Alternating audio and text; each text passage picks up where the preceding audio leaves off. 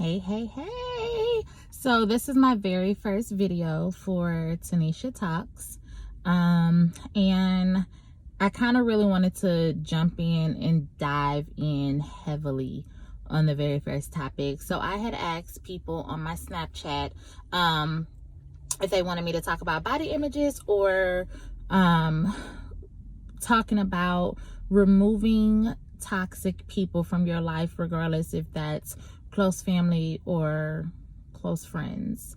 So I am going to talk about removing or potentially having to remove toxic people from your life.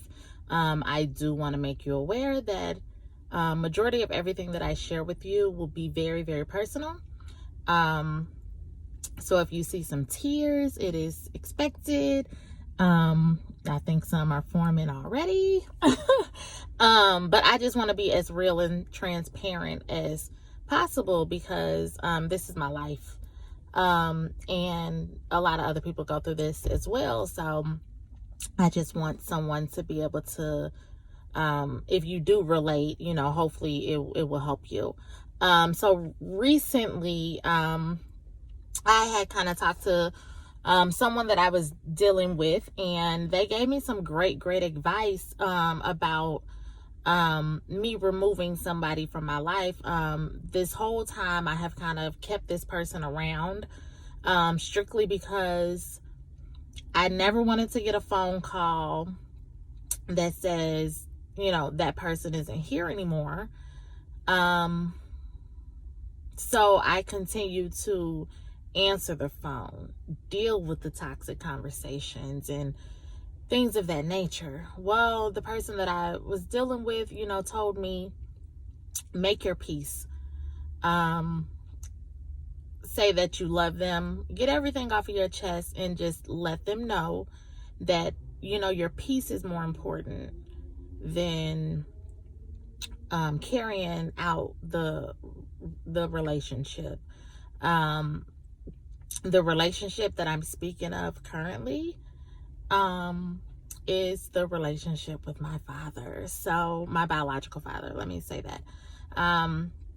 If you know me, I've been through some struggles, and a lot of them start with him. Unfortunately, not to get too much into his personal life because I don't want to tell someone else's story. So I'll just stick to how it has affected me. He has different addictions that he has pretty much had my whole life. Well, of course, anyone who has dealt with anyone who is going through addictions, they know that it's hard. And a lot of the times the person who is having those addictions, they're really not in a good mental space. So when you're not in a good mental space, you then tend to bring other people down with you because you're not in a good space. So how can you be in a, help anybody else be in a good space? Well, for years now, I've been mentally drained. I think that that's probably the best way to put it. Dealing with him. So of course you grow up with the honor thy mother and honor thy father, and which I still do. I still have, respect and everything like that, but just know that if someone's, and I don't care who it is at this point in my life, parent, aunt, cousin, friend, grandparent, anyone who is, I guess I should say disturbing. I think that's the word that I'm going to use. Anyone who is disturbing my peace can no longer be in my life. So it's okay to let go of toxic people. Especially, especially if you have made so many sacrifices to get to the point that you're at now. I went through a lot of struggles. I've been through a lot of counseling to get to a level head. So I feel as though if I've put in that work to myself, I can't allow anyone to disturb my peace, because I've worked too hard to get here.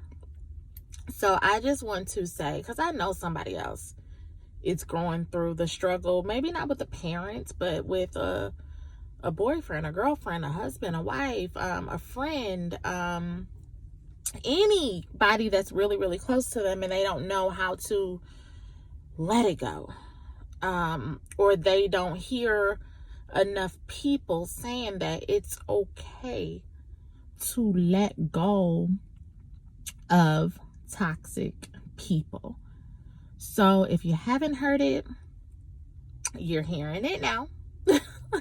You're hearing it from me. It's hard. It's hard.